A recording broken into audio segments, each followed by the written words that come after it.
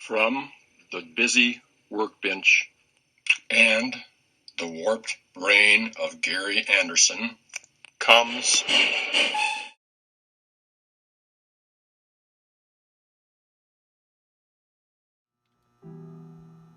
one thing I really haven't showed you is how I make my whistling tenders.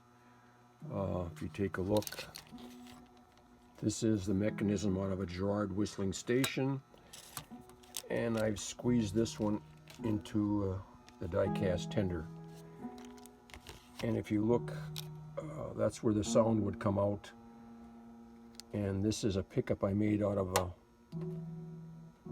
a track clip, and it's held onto the axles by those two brass pieces coming through. And there's the pickup, be a fourth rail powered to make the whistle go. And usually I put a date on them. It's much easier to put them into a nickel plate road tender, but I've also squeezed it into the plastic one by cutting a hole in front so I can get it in there. But this is the tender, and that's the way it's made. That's it.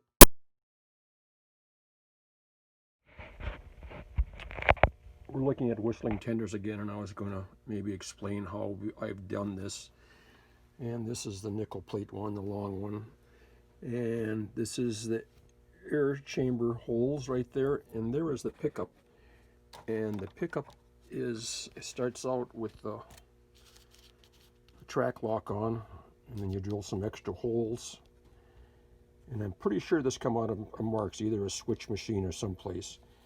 And this is what it looks like. You put that inside that slot, and then you use one of those brass acorn, whatever you want to call them, and that's what holds it.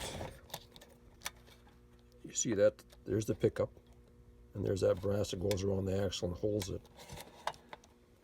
Well, you start out with a 7-inch car, flat car, and then you cut off all this, so you end up with this is what it looks like. And you put a 4-wheel truck on it, but you've got to move the coupler back or drill another hole in the coupler, and you got to re-rivet the trucks on. And to do that, I made up a tool. Here's the rivets, and this tool will actually hold everything down together. If I can get it on there without, and then you sit and you tap it. You tap it with a hammer, and then it flanges it, because at the end it's tapered. And there, of course, there's a motor out of a Girard station. And that's the mounting screws you use to mount it to the frame. And like I say, this frame is already set up. I could put that whistle on there and it would be set to go.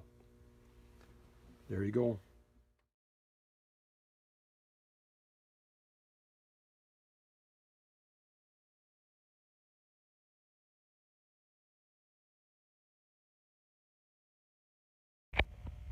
This shows my stretch of 4-wheel track, and I think that the brass one is HO gauge. And here comes my tender. And you don't need power to the track, you just need power to that rail.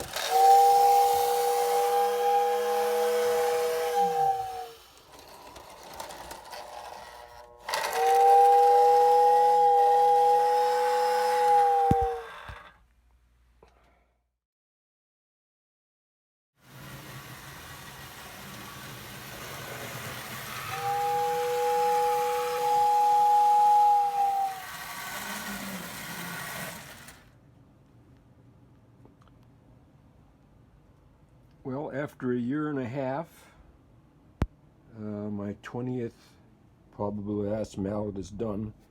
In front we have a coupler, so you can double head them. There's the handrails and the special screw, and special screws in the steam chests, and there's an extra weight in the cab. There's the whistling tender, and then the coaches.